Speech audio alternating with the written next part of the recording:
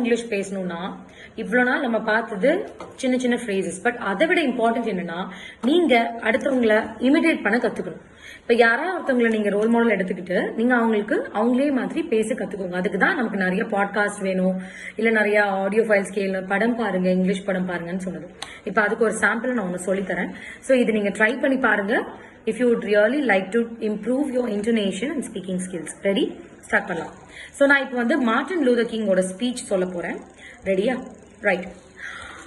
I am not unmindful that some of you have come here out of great trials and tribulations, that some of you have come fresh from narrow jail cells, that some of you have come from areas where your quest for freedom left you battered by the storms of persecution and staggered by the winds of police brutality.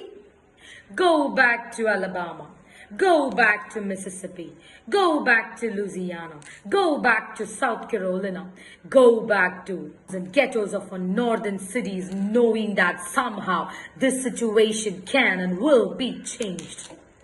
Let us not wallow in the valley of despair anymore. Speech இந்த மாதிரி நிறைய speeches நிறைய பேர் அழகா பேசியிருப்பாங்க.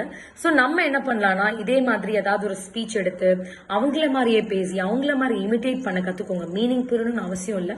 நீங்க 4-5 வாட்டை சொல்ல meaning ஈஸியா உங்களுக்கு புரிய ஆரம்பிச்சிடும். ஸோ இங்கிலீஷ் நல்லா பேசணும்னா ரொம்ப இம்பார்ட்டன்டான ஸ்கில் என்னன்னா இமிட்டேஷன். குழந்தைங்களை பார்த்திருக்கீங்களா? நான் டீச்சர் மாதிரி பண்ணி காமிக்க போறேன்னா பண்ணுவாங்க. ஸோ என்னது? That is called imitation. So when we start imitating, English will always follow. Language comes easily. Right? இது நான் டெக்னிக் ஃபாலோ பண்ணி எனக்கு ஒர்க் அவுட் ஆனது. So I am just sharing with you. Thank you.